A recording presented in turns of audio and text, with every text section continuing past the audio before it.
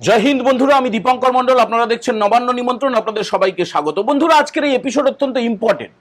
এ রাজ্যে অর্থাৎ পশ্চিমবঙ্গে কত মাদ্রাসা রয়েছে যেগুলো বেআইনি, অর্থাৎ কোনো অনুমোদন নেই, রাজ্য সরকার জানেই না সেখানে কি হয় না হয়, এবং সেই মাদ্রাসাগুলো অনেকগুলো সীমান্তবর্তী এলাকায়, মানে সেই মালদা, কোচবিহার, উত্তর দিনাজপুর, মুর্শিদাবাদ, নদিয়া, উত্তর চব্বিশ পরগনা, দক্ষিণ চব্বিশ পরগনা সহ এ রাজ্যের বিভিন্ন জেলায় জেলায় প্রচুর মাদ্রাসা রয়েছে যার কোনো খবর রাজ্য সরকারের নথিতে নেই। মাদ্রাসা শিক্ষা দপ্তর জানেই না, নবান্ন জানেই না সেখানে কি হচ্ছে না হচ্ছে, এবং সেই মাদ্রাসাগুলো তারা জানানোর প্রয়োজনও মনে করে না। বিভিন্ন ইন্টারেস্টিং তথ্য জানাবো, কত সংখ্যায় রয়েছে, সেগুলো নিয়ে রাজ্য সরকার কি ভাবছে, এখনো পর্যন্ত মাদ্রাসা শিক্ষা কি অবস্থা, আগের সরকার কি করেছিল, এখনকার সরকার কি করছে। আজকে একটা ভয়ঙ্কর রিপোর্ট পেশ হয়েছে নবান্নে, সেটা নিয়ে কথা বলবো। অতএব গোটাটা মন দিয়ে দেখবেন এবং ভালো লাগলে বন্ধুদের সঙ্গে শেয়ার করবেন, লাইক করবেন, কমেন্ট করে জানাবেন। যারা প্রথমবার দেখছেন নবান্ন নিমন্ত্রণ চ্যানেলটাকে সাবস্ক্রাইব করে বেল বাটনে প্রেস করে দেবেন, বেশি ভালো লাগলে একটু হাইপ তুলে দেবেন। আচ্ছা বন্ধুরা, জানেন মাদ্রাসা কত রয়েছে?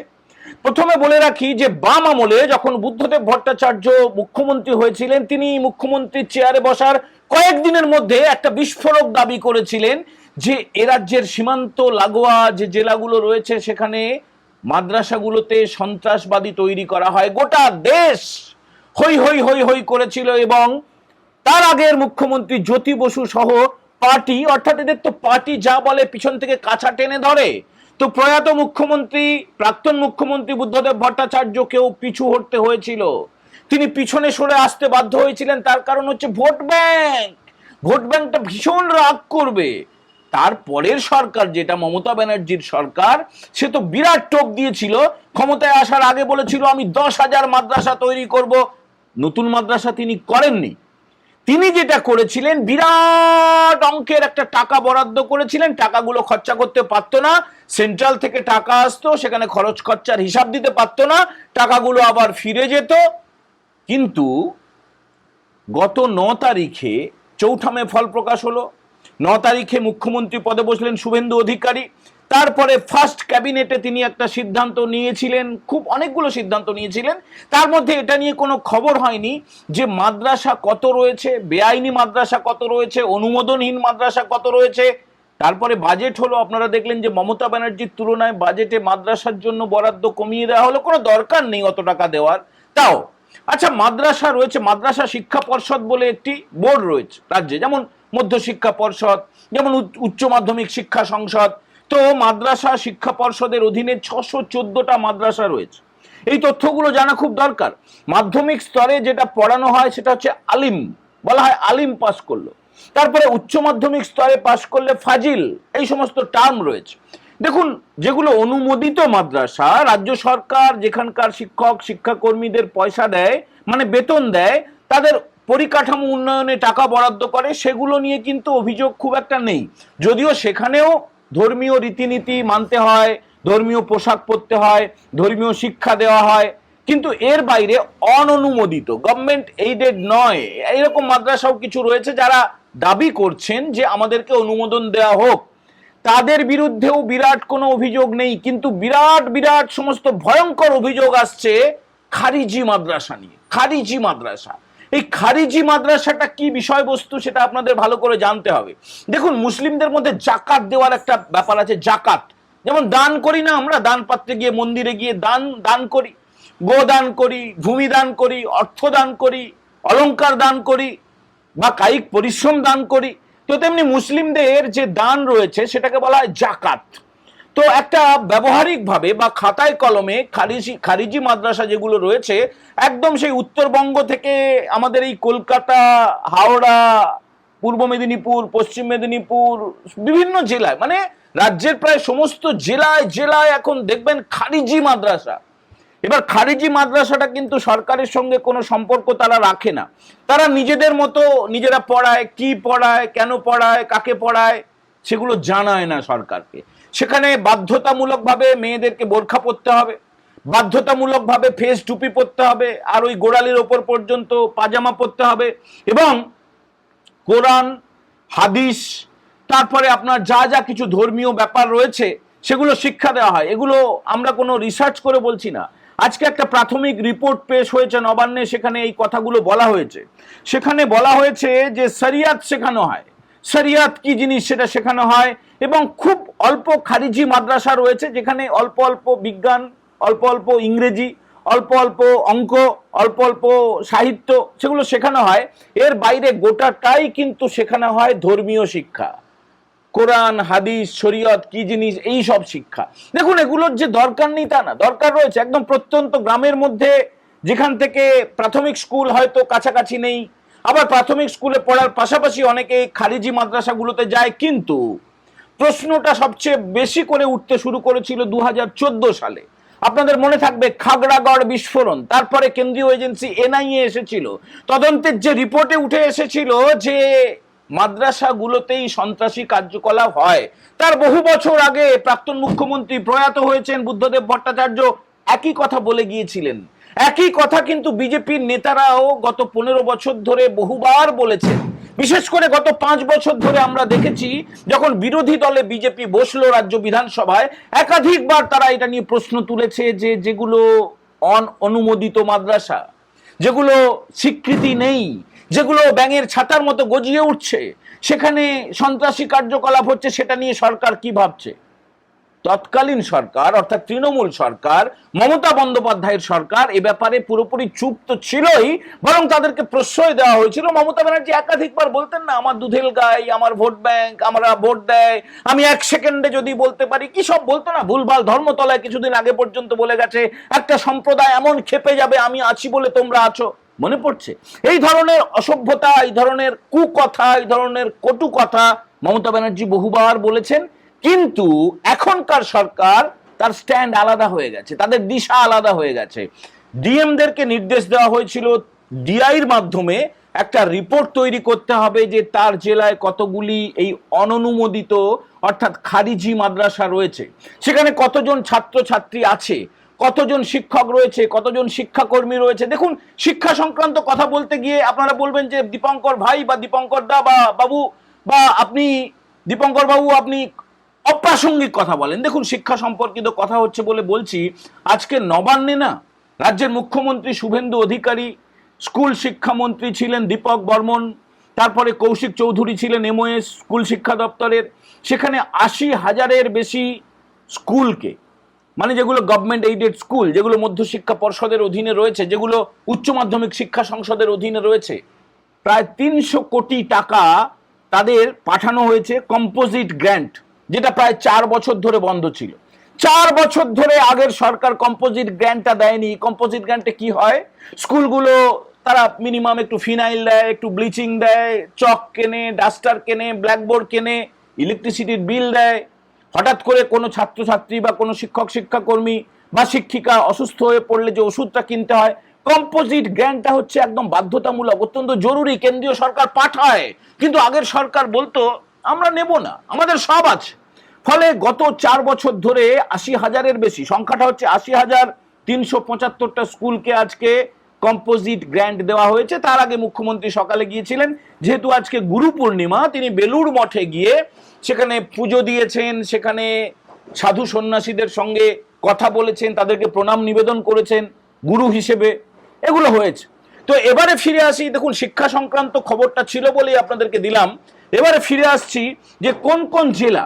দেখুন, কোচবিহার, উত্তর দিনাজপুর, মালদা, মুর্শিদাবাদ, নদিয়া। আমি রিপোর্ট দেখেই বলছি, রিপোর্টটা দেখাতে পারবো না, তার কারণ এটা প্রাথমিক রিপোর্ট, এখনো পর্যন্ত মুখ্যমন্ত্রীর টেবিল পর্যন্ত পৌঁছয়নি। নদিয়া, উত্তর 24 পরগনা, পূর্ব মেদিনীপুর, দক্ষিণ 24 পরগনা, হাওড়া, এই সব জায়গায় 10,000-এর বেশি খারিজি মাদ্রাসার খোঁজ পাওয়া গেছে। 10,000, সংখ্যাটা কম না, সংখ্যাটা কম না। পড়াশুনো যে একেবারেই হয় না তা নয়, কিন্তু বেশ কিছু মাদ্রাসা পাওয়া গেছে যেখানে কিনা পুরোপুরি কট্টর ভারত বিরোধী শেখানো হয়। ভারত বিরোধিতা কি করে করতে হবে, ওই যে ভারত তেরে টুকরে হোঙ্গে, এগুলো এমনি এমনি হয় না। আর ওই যারা মিছিলে সাংবাদিকদের পেটায়, এমনি এমনি হয় না। এবার সুপ্রিম কোর্ট বলে দিয়েছে কিছু করার নেই, 16 জন তাদেরকে ছেড়ে দিতে হয়েছে, বেল পেয়ে গেছে। কিন্তু পরে কুকর্ম করলে তাদের তো অবশ্যই হবে, অবস্থা হবে। এইবার রিপোর্ট যেটা বলছে যে এই যে ধর্মীয় শিক্ষা যারা দেয় যে মাদ্রাসাগুলোতে, দেখুন ইংলিশ মিডিয়াম মাদ্রাসাও আছে, ভদ্র সভ্য আধুনিক শিক্ষায় শিক্ষা দেওয়ার মাদ্রাসাও আছে, আমরা সেগুলো নিয়ে কথা বলছি না। আমরা বলছি খারিজি মাদ্রাসার একটা বড় অংশ, কোনো খারিজি মাদ্রাসাতেই হচ্ছে বন্দে মাতরম গাওয়া হয় না, অথচ সরকার নির্দেশ দিয়েছে যে বন্দে মাতরম গাইতে হবে, আর জাতীয় সঙ্গীত জনগণমন সেটাও গাইতে হবে, ন্যাশনাল অ্যানথেম, ন্যাশনাল সং কোনোটাই মাদ্রাসাগুলো ফলো করে না। যেগুলো অনুমোদিত মাদ্রাসা সেগুলো কিছু অংশে করে, কিন্তু খারিজি মাদ্রাসাগুলো করে না, এটা রিপোর্টে উঠে আসছে। রিপোর্টে সবচেয়ে ভয়ঙ্কর কথা হচ্ছে যে জাকাতের নামে, জাকাত বলে না মুসলিমরা দান করে, জাকাত, এই জাকাতের টাকাটা আসছে কোত্থেকে? কেন্দ্রীয় এজেন্সি ইডি, এনফোর্সমেন্ট ডাইরেক্টরেট তদন্ত করছে, পাশাপাশি রাজ্য সরকারের একটা আলাদা এসআইটি গঠনের কথা পরিকল্পনা করা চলছে, হবে। টাকাগুলো আসছে অনেকগুলো জঙ্গি সংগঠন থেকে, টাকাগুলো আসছে বিদেশ থেকে, বাংলাদেশ থেকে আসছে, বিভিন্ন দেশ থেকে আসছে, সেগুলো রিপোর্টে উঠে এসছে এবং বড় আশঙ্কা তৈরি হচ্ছে যে এত টাকা আসছে কেন? এত টাকা তো আসার কথা না, কোটি কোটি টাকা। টাকার কথা যখন উঠলো, একটু বীরভূমের কথা বলে দিই। বীরভূমে আজকে একজন প্রাক্তন বাস ড্রাইভার, বুঝলেন তো, প্রাক্তন বাস ড্রাইভার, তার নাম হচ্ছে টুলু মণ্ডল। টুলু মণ্ডলের আত্মীয়, তার নাম হচ্ছে টুলু মণ্ডলের আত্মীয় মিনার মণ্ডল। মিনার মণ্ডল বাস চালাতো, আর টুলু মণ্ডল হচ্ছে ওই পাথর খাদানের বিরাট বড় ব্যবসায়ী। 150 কোটি টাকার বেশি খরচা করে তার মেয়ের বিয়ে দিয়েছিল। তার বাড়ি থেকে 15 কিলো সোনা, 5 কোটিরও বেশি টাকা, সেগুলো উদ্ধার হয়েছে। রাজ্যের মুখ্যমন্ত্রী শুভেন্দু অধিকারী সেগুলোকে পোস্ট করেছেন। তো এই ধরনের কাজ, এই ধরনের ব্যবসায়ী, এগুলো তৃণমূলের আমলে ফুলে ফেপে উঠেছিল, আস্তে আস্তে করে সব উদ্ধার হচ্ছে। রাজ্যের পুলিশ, রাজ্যের গোয়েন্দারা, রাজ্যের বিভিন্ন গোয়েন্দা দপ্তর, পুলিশের বিভিন্ন দপ্তর, তারা এত অ্যাক্টিভ। বীরভূমের যে টুলু মণ্ডল, সে পালিয়ে গেছে, তাকে এখনো খুঁজে পায়নি, কিন্তু তার আত্মীয়ের বাড়ি থেকে এই সমস্ত কোটি কোটি কোটি কোটি, কতগুলো কোটি যে বলবো তার ঠিক নেই, সোনা আর এগুলো উদ্ধার হচ্ছে। ওই বীরভূমেই হয়েছিল এই খাগড়াগড় বিস্ফোরণ। সেখানেই কেন্দ্রীয় এজেন্সি রিপোর্ট দিয়েছিল যে মাদ্রাসাগুলোতেই এই সন্ত্রাসী কার্যকলাপ হতো, বুঝতে পারছেন? এবারে খারিজি মাদ্রাসা নিয়ে আমরা কথা বলছিলাম, যেখানে কোরআন, হাদিস আর শরিয়াতের পাঠ দেওয়া হয়। এখানে আলিম, ফাজিল টাজিল ওইসব কোনো ডিগ্রি ফিগ্রি না, মানে সেখানে শুধুমাত্র ওইসব মাটিতে বসিয়ে আছে, মানে ছেলে মেয়ে, কোথাও কোয়েট, কোথাও শুধুমাত্র ছেলে, কোথাও শুধুমাত্র মেয়ে, তাদেরকে সেই পড়ানোর নাম করে তার আড়ালে অন্য কিছু একটা ব্যবসা চলে। কেন বলছি এই কথাটা? ওই বিদেশি ফান্ডিংটা আসে, এগুলো সব রিপোর্টে উল্লেখ করা হয়েছে। নবান্নে যে রিপোর্টটা জমা পড়েছে, ফাইনাল রিপোর্ট আসবে, তারপরে সেটা যাবে মুখ্যমন্ত্রীর টেবিলে, তারপরে যা যা ব্যবস্থা নিশ্চয়ই সরকার নেবে এবং তারপরে আপনারা জানতে পারবেন। এই সংখ্যাটা বলছে, রিপোর্টে বলছে 10,000-এর বেশি, 10,000-এর বেশি সেখানে কোনো জাতীয় সঙ্গীত গাওয়া হয় না। এটা বারবার বলা হয়েছে একাধিক জায়গায়। এবং দেখুন, এর পাশাপাশি এটাও উল্লেখ করা হয়েছে রিপোর্টে যে ভারতীয় সংবিধান সংখ্যালঘুদের ধর্মীয় শিক্ষা প্রতিষ্ঠান চালানোর অধিকার দিয়েছে, এটা দিয়েছে। কিন্তু একটা প্রশ্ন তো উঠবে, মানে মুখ্যমন্ত্রী যেখানে আজকে গিয়েছিলেন বেলুড় মঠে, তো রামকৃষ্ণ মিশনের অধীন, রামকৃষ্ণ মিশনও তো স্কুল চালায়, রামকৃষ্ণ মিশনও তো হাসপাতাল চালায়। সেখানে কি শেখানো হয়? সেখানে আধুনিক শিক্ষায় শিক্ষিত করা হয়। আপনারা অনেকে বা আমাদের অনেকের বাড়ির সন্তানেরা তারা রামকৃষ্ণ মিশনে পড়াশুনো করে, অত্যন্ত ভালো রেজাল্ট করে। সেখানে একদম অঙ্ক, পদার্থবিদ্যা, রসায়ন, সাহিত্য, যা যা দরকার, কোনো ওই রকম কট্টর মৌলবাদী কোনো শিক্ষা দেওয়া হয় না, যেগুলো খারিজি মাদ্রাসাতে দেওয়া হয় বলে অভিযোগ উঠেছে।